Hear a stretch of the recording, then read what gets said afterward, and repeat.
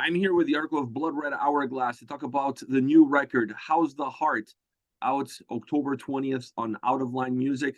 Always a pleasure to see you. Always a pleasure to talk to you. Let me start off by asking you, how's your heart?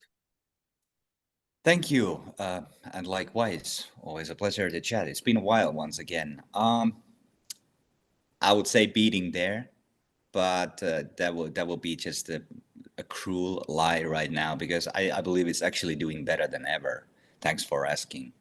Doing really good, but it's busy times, obviously. Now that we're doing this one, the record is very close to being released, so there's been a lot of stuff on the table, but the heart is really fine. Thank you for asking. Does it get easier with every release in terms of containing the excitement or how nervous you get before that release date? Is it easier now for you? I think it's definitely getting easier and easier. I mean, back in the days, you used to be really nervous what the feedback and the outcome of the release is going to be and how are the first impressions. But I think you kind of grown to take it a bit more chill and more with excitement these days compared to being nervous when it comes to putting a record out. So I happen to know we did a good job with the album, and I'm extremely confident that the feedback would mostly be positive. Do you worry too much about that? The feedback? No, no, I really don't. I don't want to say that I don't give a shit because obviously this is not the case, but you really don't want to think too much like what people in general think, because this will only create stupid boundaries for everything that you do. If I would like go and read every single comment on YouTube or on social media or wherever that is somehow negative, and I will kind of like be offended or would let it affect my work as a musician and artist, I would be screwed. So yeah, not I offended, not worried, for Yeah, sure not. I totally get that. When do you and we're talking about now, a record that is part now of the legacy of Blood Red Hourglass, as is every record that you guys release. Do you ever take time to sit and look at every record that you guys done, of all the work that you've done, and see how much the band has grown from album to album? Do you take time to reflect on the band and the discography? Really not. I mean, you really just go with the flow. You get the record done, you put the record out, and in a way, you really don't look too much back. At least personally, I do not do that. You get your fair share of being nostalgic when you play the songs live from the previous records. So, yeah, I think we really just, we look forward all the time, and more like constantly seek for the opportunities and the variation, what we're going to do in the future instead of just looking back at the disco. And it's kind of even weird because they're more or less your babies that you created, and then just listening to something like a really old album from, let's, I don't even remember when I listened to Lifebound or Where the Ocean is Burning. I don't even remember what's going on those records. It's like when you listen to album after a long, long, long break, and then you kind of, it's a reminder, oh, we have something like this as well. Wow. I didn't even remember we have a song like this. So, But when you're uh, when you're playing them live, does that allow you to travel in time at that specific point and like, oh man, yeah, this in song, I remember when I wrote this song, I was going through this part of a process in my life. Do you think about those things? Yeah, it usually takes you back in time a little, but then again, you're so focused on the live situation that it's not that much of a nostalgic trip back to the past. It's more like being present and doing your best to make it true. Now, when you look at this album, you may have a different opinion than mine because obviously you're involved in the process. But I feel like this was perhaps one of the most emotional records that you guys have ever released. And I know the title, "How's the Heart." you could take it from an emotional perspective. How's your heart Yeah. emotionally? Or, from a health point of view, how's your heart? But I took the whole album more from an emotional standpoint because it felt to me like a more emotionally driven album. Is that your thoughts on it as well?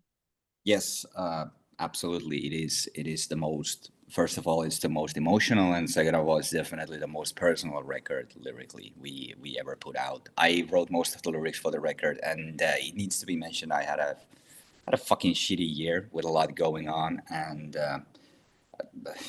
really, it's not a joke when you lose your shit, and it's all there in a way. It's a diary from those days, and made it out of it alive, luckily, which is pretty cool, and something that I'm really not looking that much back with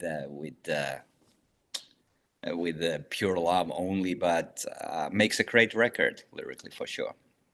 Does that make it more difficult for you sometimes to look at these songs, perform them, especially now because you're going to have to play the songs from the new album when you hit the road touring? It's not like you can just play one song and move on to some of the older stuff. You're obviously promoting the new record. Does reliving it affect you in any way? In a way, it can be pretty tough at times. When the subject is kind of or the whole thing that the song is about is kind of like fresh in a way, and then you kind of keep writing inside the bubble with those songs, and I don't know. Then again, like playing the songs live and getting to perform is the best form of therapy in a way for your mental health as well. Just screaming it all out, and there's shitload of people usually, luckily, who get something out of it. So that is rewarding, and of course, it helps a lot. But uh, I'm doing really good right now, so I'm just looking forward to do them. So I see no issue here this time. Is it becoming harder for you to and for the guys to pick set lists now? I mean, with every single album, like people want to listen to this song. That you can never please everybody. Yeah, that's true. It's getting very difficult because still it's not like we play 2 hour sets, so the time is limited, and everyone wants to hear Valkyrie, but well, we need to we need to promote the new stuff. So it's getting harder and harder for sure it is. But luckily we don't have to play with the same set list like show after another, so we can create some variation. But to be completely honest, the way we do it is usually just check the statics from Spotify, and this is if there's like the top 10, that's most likely what people want to hear on shows. So we pretty much follow that. When I talked to the guys from Catatonia, they said that My Twin is a song that they have to play at every freaking That's show. completely Is for you guys Valkyrie the song that you yeah. have to play at every show? I mean, we have not been playing Valkyrie for a while now, but it's been requested so many times by fans who come to have a chat with us after the show, and we kind of made a small promises here and there, and well, maybe next time, maybe we'll bring it back if you really want it that much. I guess we simply have to do it. But on this tour that we will start very soon, being tomorrow, actually, we of course are going to focus mostly on the new record. Now, this new record, there are some radio friendly songs on it, especially like How's the Heart. Yeah. Did you guys create songs like that thinking about, okay, you know what, we need to find a couple of tracks that maybe will open some doors for us, that will be able to get us to the next level of where we want to be? Or maybe that thought process didn't go into play at all, and you just kind of created the songs that you created, and a track like that ends up being the way it is? Let's just put it this way, that we were not looking for something that would be like radio friendly, or but you want to grow as a band, and we with this record it was fairly clear that we did pretty good job with Your Highness. I mean, we expanded a lot. There's a lot of variation, and it's a very dynamic album from our point of view. And we kind of wanted to continue this, like take the extremes even further away. So you kind of have a really wide spectrum that is of course, a good thing when it comes to the potential listeners. And of course, you wanna find new people with your music. So yeah, we thought about it. We thought that let's create different kind of songs, but then again, also to keep things interesting and honest in a way, we wanted to create something that is like completely opposite, like Anomaly as a song is. It's a maybe the most brutal track in a way we ever done in the history of the band. So we wanted to create all kinds of songs for this album, even though the heartbreak, or what I like to use as a term, is it's so-called stages of grief that the album goes through, not in the particular song order as it is now, but still there is a clear red line on the record. But it really is a combination of absolutely everything you can imagine coming from Blood Red Hourglass in 2023. An interesting thing about what we were talking about radio friendly, like how's the heart? The first time we check out the video, I liked the song, but I wasn't a huge fan. And Mhm. now I find myself singing the damn chorus every so often. So I don't know, like it's an earworm. It's like you may not Oh, be completely in love with it as a mhm. Hourglass fan. You may not be completely in love with it the first time you listen to it, but goddamn, you guys did create a very hooky and catchy song that Thank it you. stays in your mind, and it's kind of hard to just erase it. Yeah, and that ultimately, of course, was the goal with this song precisely, because we knew that this is like the super simple approach song. It's so different and so out of the box of what we ever done before. And of course, we had a lot of conversations about, can we actually do this? Is this like too much for the people? And then we just thought that, well, fuck it. It's just one song on the record. If someone doesn't like it, don't fucking listen to it. Just skip it. And it's the last song on the album, so you'll live. And yeah, we wanted to do that. And also the lyrics, they're super personal. I was thinking, I had the lyrics written for a very long time, and it was the last song that I created the vocals on top of. And I was thinking for a month, like, can I actually do something like this? Like, this doesn't make any fucking sense. I'm just gonna shoot myself into a leg with something like this. But then I just felt like I have to do this, and I want to do this, and it needs to go this way, and this is it, and it's there, and we wanted to give it a big role because we thought that maybe it is one of those songs that is like really easily approachable, and maybe it is one of the songs that may bring some new people to the listeners of the band. Another thing I noticed about this album is that compared to your high, and I don't like to compare albums at all, but one of the things I noticed is that this album, compared to Your Highness, at least from my standpoint, feels like it has a lot less cleaner vocals. Mhm. Was that also a conscious effort on your end? There is actually a lot of clean vocals, but they are mainly done on choruses, and it's I don't know what happened to me. I somehow something just clicked, and I was able to sing like with a very loud, clean voice, and I mostly use that on choruses. Like, of course, I still love you. Even in the flowers, partly fragile has it. But yeah, I mean, bonus tracks. There's the song called Hennessy. There's a lot of clean vocals over there, but on the actual album, maybe not that much. But just went with the flow. I didn't want to overthink like where I'm gonna use and what kind of sounds. So it's just played with my trademarks more or less throughout the record, and didn't really struggle finding the right sound for certain parts of the song. So yeah, it was all go with the flow type of a. How do you see your own evolution as a singer from the beginning all the way until now? Well, there's progress for sure, and I hated my voice for a very long time, and that is always not so not so great thing if you are supposed to sing in a band. But eventually, I've grown to like it a bit more, and I'm starting to feel that I'm really getting there. So I don't know. I think there's quite a lot of variety in my vocals, and that is an approach that I always wanted to maintain, keep, and reach in our music and my singing. When you look at your instrument, your voice, is there a specific part of your range or something that you feel like if you have time, you want to work a little bit more on it specifically?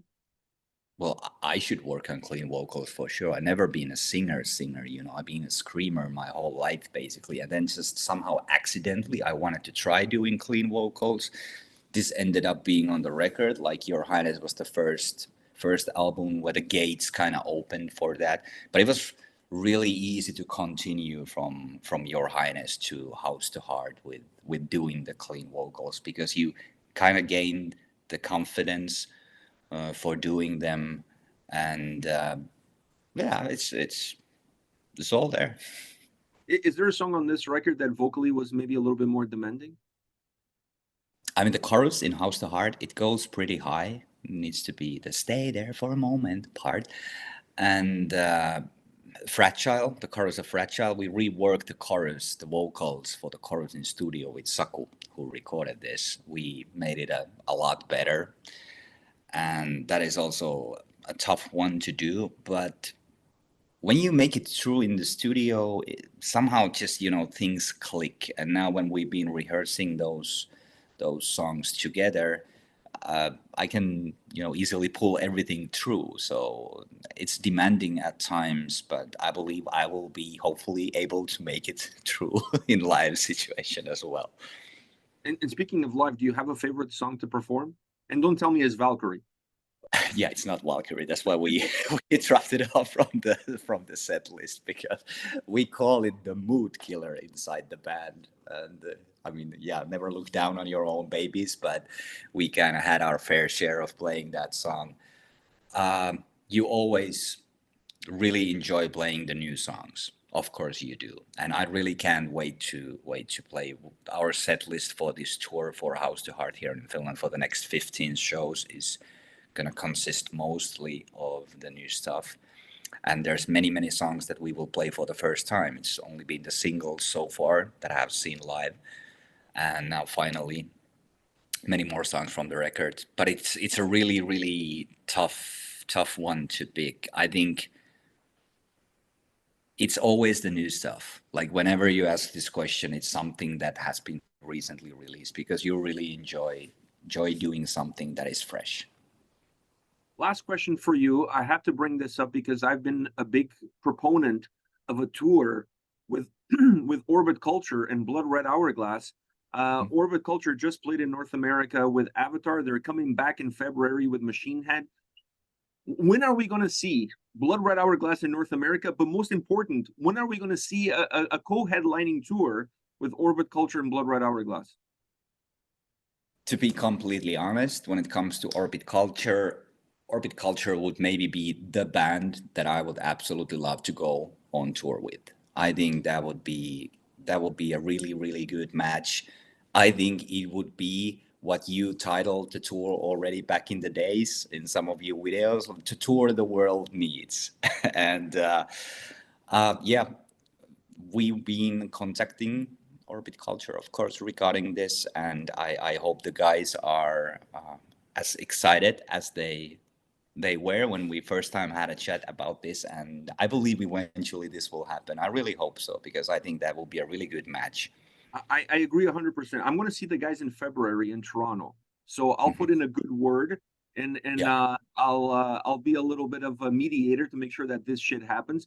I'm telling you, if you guys do this, if there is a European tour, maybe North America is a little bit harder, but if there is a European tour with both bands on it, like a co-headlining tour, I'm willing to fly all the way to whatever to see the show, because I honestly feel like the fan bases of both bands, they intertwine really well, and I think it would be great for both bands, because fans of Blood Red Hourglass would discover Orbit Culture, Orbit Culture fans would discover Blood Red Hourglass.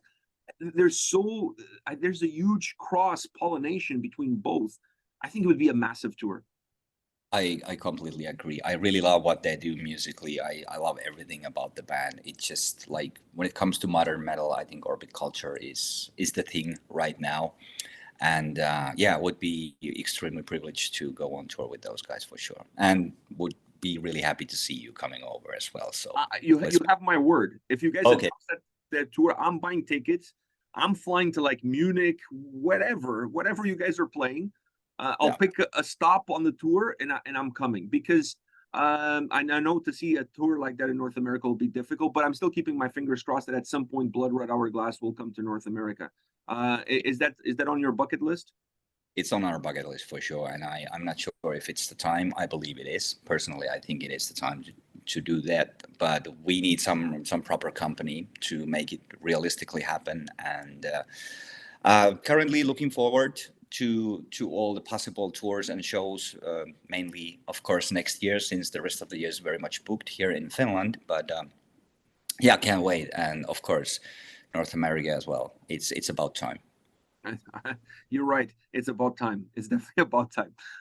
Because I think you guys would be super popular here. I think playing shows opens a lot more doors than just Spotify and whatever. People go to shows, you discover bands. I see that with so many bands that come here one year as the opener, the next year they come as a middle card, and then the year after they come in as a headliner. Because you just see that sort of progression on the fan bases. So I'm keeping my fingers crossed for you guys. Jarkko, thank you very much for your time as always. I'll keep you posted on my tattoo. Once I have it, I'll post some pictures. It's gonna be my Christmas gift to myself.